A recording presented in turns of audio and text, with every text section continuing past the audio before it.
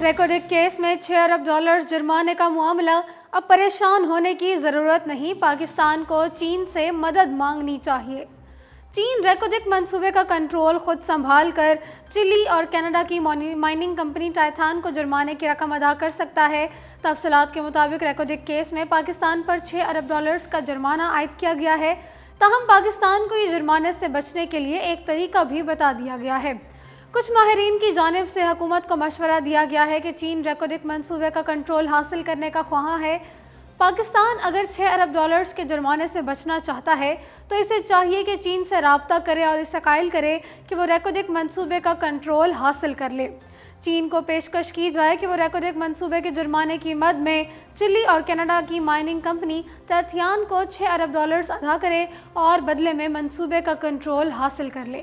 واضح رہے کہ عالمی بینک کے international centre for establishment of investment deposits نے ریکوڈک ہرجانہ کیس میں پاکستان پر تقریباً 6 ارب ڈالرز کا جرمانہ عائد کیا ہے۔ پاکستان کو ہرجانے کی رقم چلی اور کینیڈا کی مائننگ کمپنی ٹائٹان کو ادا کرنی ہوگی۔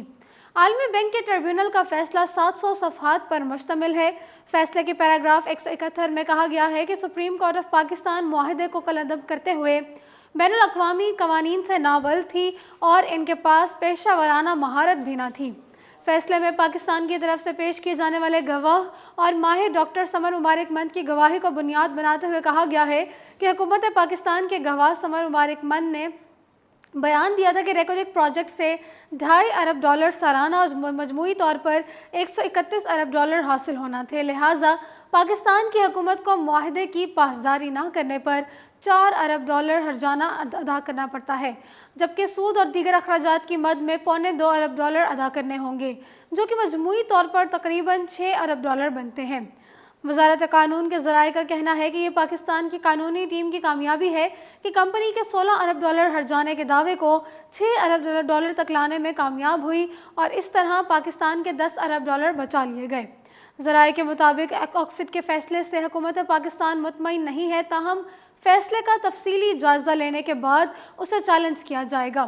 یاد رہے کہ ٹائٹان کمپنی کو 1993 میں بلوچستان کے علاقے چاغی میں سونے اور تانبے کے ذخائر کی تلاش کا لائسنس جاری کیا گیا تھا، لیکن سابق chief justice Pakistan justice Asif Muhammad Chaudhry کی سربراہی میں سپریم کورٹ آف پاکستان نے 2011 میں بلوچستان میں سونے اور تانبے کے ذخائر کی تلاش کے لیے ٹائٹان کاپر کمپنی کو دیا جانے والا لائسنس منسوخ کر کے پروجیکٹ کو کالعدم قرار دے دیا تھا۔ کمپنی نے عدالتی فیصلے کے خلاف عالمی بینک کے ثالثی ٹریبیونل سے رجوع کیا تھا اور پاکستان سے 16 ارب ڈالر ہرجانہ وصول کرنے کا دعویٰ کیا تھا۔